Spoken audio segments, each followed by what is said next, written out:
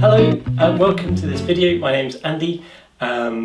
Really pleased that you've stumbled across this video. Hope you enjoy it. The idea is that these videos are a way of preparing for the church service where we come together on Sunday. Okay, now in this for these next few ones, each week I want to highlight one of the pictures that will be coming over to the island in late spring. It's part of the Methodist Modern Art Collection. It's a great opportunity. It'll be here for a few weeks. Pictures exhibited in different places all over the island, so a really good place to go around and see some new art and see and encounter God in a new way. Okay, this picture here, I'll show you this. This is a very simple picture. It's a pencil sketch, and it was actually a sketch for a stonemason to carve a stone which went around the nave in the rebuilt Coventry Cathedral. That's what it's for. So it's not really meant to be a picture on its own, but it was a sort of study for a stonemason to use. But we've got it as a piece of art in itself, because it's quite a lovely, simple thing. We've got a picture of Jesus carrying a sheep. Okay, we'll see later. Although the passage that we're going to be looking at on Sunday isn't about Jesus being a good shepherd, there are kind of similarities which are hopefully you'll see. Okay, so the passage that we are going to look at on Sunday is from the book of Mark, as are most of our passages this year, Mark 1, 14 to 20. And it's, have a read of it, by the way. There's a link in the video below. It talks about, firstly, Jesus going, this is right in the early stages of Mark's Gospel. So Jesus goes around Galilee preaching the good news of God and saying that the kingdom's coming. And it starts off with him doing that on his own. But he doesn't stay on his own for very long, because the major part of the story today is the calling of the first disciples. It seems that Jesus didn't want to do this on his own for very long. He very quickly gets some people along with him. As you may know, and as the gospel proceeds, we realise that this wasn't a smooth ride. The people that he picked didn't necessarily get it much at all, but he chose to join him with some other people. And the first people that he picks to join him are Simon and Andrew. Simon would later be called Peter. And they were fishermen. He calls them to follow him, and they give up their work and they decide to follow Jesus. There's not a lot of detail about why they did that. What was their motivation? Did they persuade him? And then a similar sort of thing happens with James and John, who are also fishermen, and they decide to follow Jesus. And he says that he will make them fishers of men. So we're going to try and unpack some of this story and what it might mean for us today. Okay, we're going to start by going back in time in the Bible, right to the start actually, almost to the start, and think about Abram. Abram would later be called Abraham. He was a farmer, like most people were in those days, and God asked him to go to a different country. Now that was radically new. In those days, people didn't ever go to another country. They just stayed where they were. Things were the same generation after generation after generation. To leave where you were and go somewhere different, that was unheard of. This was a totally new idea. And Abraham went. Abraham left what he was used to, and he went to a new country. And that was the start of the whole outpouring, the whole unfolding of the story of the people of God.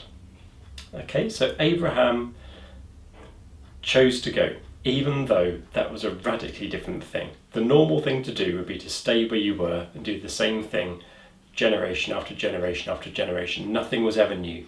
It was just the same again and again and again. And I think there's an echo here with these fishermen, Andrew and Simon, James and John, because fishing was a career that you had from one generation to the next. Their parents would have been fishermen, their parents would have been fishermen. It would have been handed on. The boat would have been handed on literally, and the nets. It would have been handed on to them from generation to generation to generation. If you were in a fishing family, you stayed in a fishing family. It's not like you go to your careers advisory centre when you get to the age of 16. You go and see your school careers advisor and they give you a test and fill out a questionnaire, and you think, oh, I'm going to be a fisherman, which is what you might do today. In those days, it was the family business. So again, it was a radical thing. Oh, I forgot my teddies. I meant to bring this one to represent Abraham. I didn't use him. Poor thing. And these two to represent Simon and Andrew in their boat. Quite happy doing what people had done for a long, long time in their family. And Jesus comes along all of a sudden and says, leave your boats, get out and follow me. Now this was a huge deal. This was a huge deal for these two. And not just, losing their job, but this is breaking the link in their family, the things that had gone on for generation after generation. This was a huge, huge upheaval of what had been before. I want to really emphasise that Jesus called these people to leave behind everything that they had, everything that they were used to, everything that was certain, that they knew inside out, and choose something that was relatively unknown. They didn't really know what they were getting into.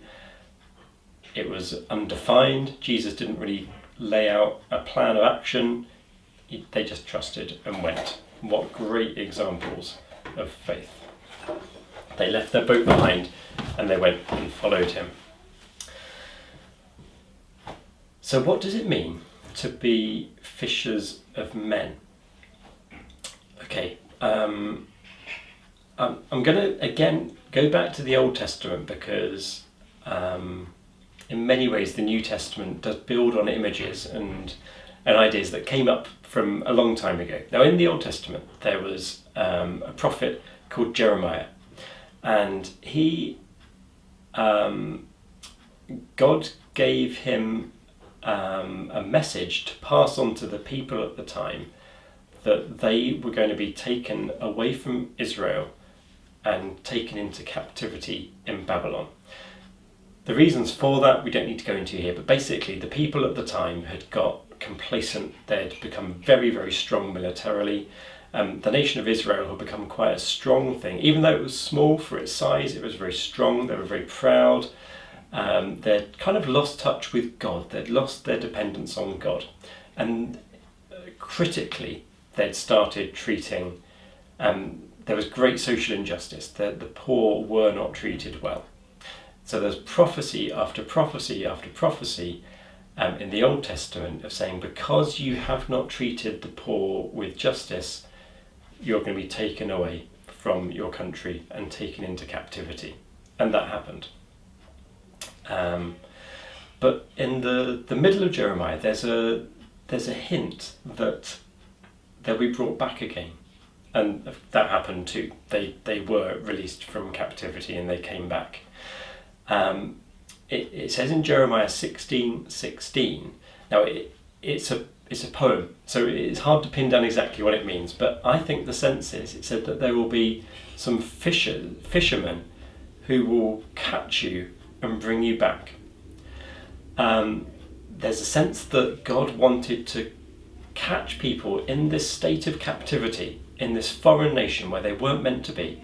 That these fishermen would catch them and bring them out, reel them in, bring them back to where they were meant to be.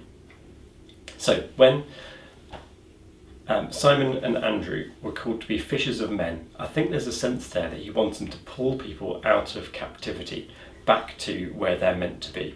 Take them from where they're not meant to be, really, an alien place, to where their home is. That's what being a fisher of men is. It's kind of drawing people back to where they should be. Now, I'm not talking literally about countries. It's not necessarily about leaving your home, Peel, wherever that may be, and going to a different place. It might be, but that's not really what I'm talking about. It's about leaving behind, being prepared to let go of the stuff that isn't really your home, that isn't really your spiritual truth. Maybe you're captive to some kind of an addictive habit in your life. There's something in your life that you know isn't good and it's weighing you down, capturing you.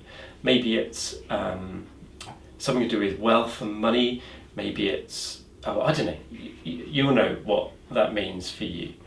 And God is saying that he wants you to leave that thing that seemed like it couldn't ever change, generations after generation, that thing that you think you can't get rid of. Just leave it behind and move on. Follow Jesus and move into the truth, the true path that he called you to. That will be daunting. It won't be easy. It's ill-defined, but it's good. It's good. It's good. And as part of that, you can help in the process of helping other people out of their places of captivity. You can be fishers of men and women, of course, helping them out of the mire, the traps of this life. Okay, that's good news. Now, the picture I showed you at the start, remember Jesus carrying the sheep. I think there's a little bit of a similarity there between the shepherd bringing the lost sheep back. We're called to be fishers of men, bringing these lost sheep, these fish are out of water, bringing them back to where they're meant to be. Okay, I hope that makes sense. If you're able to make it to church on Sunday, we'll kind of unpack that more, think about it a bit more. Your interpretation of it is also valid, of course, so you need to think about it and what you think this means, particularly for you. Okay, thank you for listening. God bless. Bye-bye.